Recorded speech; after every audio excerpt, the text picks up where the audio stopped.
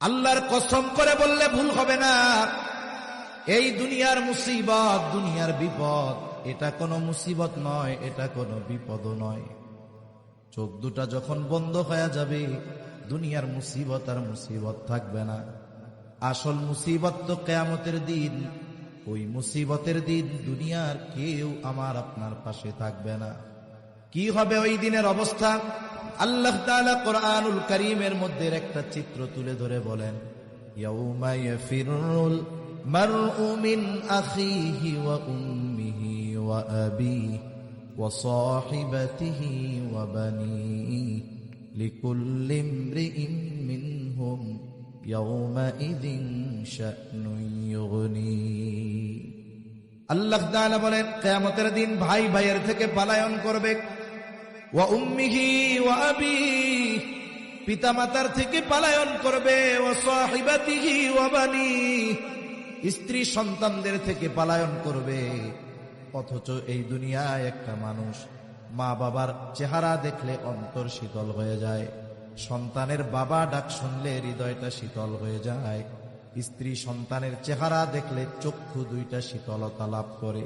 কিন্তু কিয়ামতের দিন কেউ কারো সাথে দেখা হোক এটা কামনা করবে না। প্রত্যেকটা মানুষ নিজের চিন্তায় বিভোর থাকবে, সকলেই চিন্তিত থাকবে।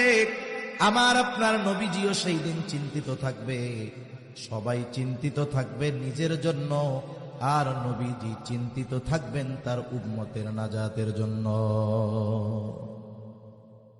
সেই দিন মানুষেরা এমনটাও আল্লাহ তাআলার কাছে বলবে, আল্লাহ, সারা দুনিয়ার সব মানুষকে জাহান্নামে দিয়ে হলেও আপনি আমাকে মাফ করে দেন।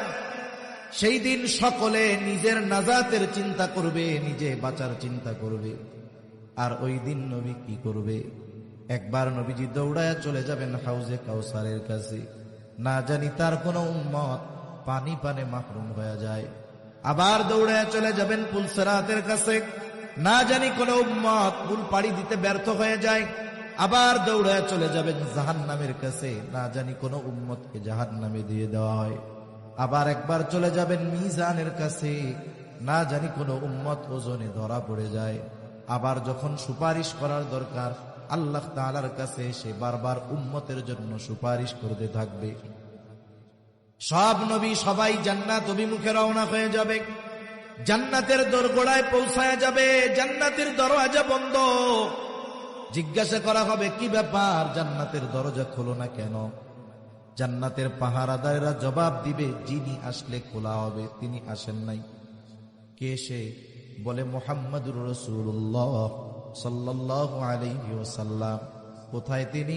হাসরের ময়দানে উম্মতের নাজাতের চিন্তায় চিন্তিত।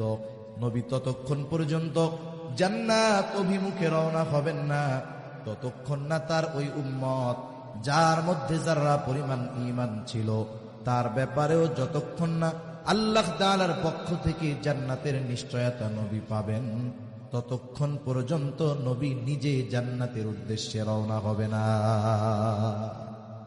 এখন বলেন, ওই মুসিবতের দিন বাবা চিনবে?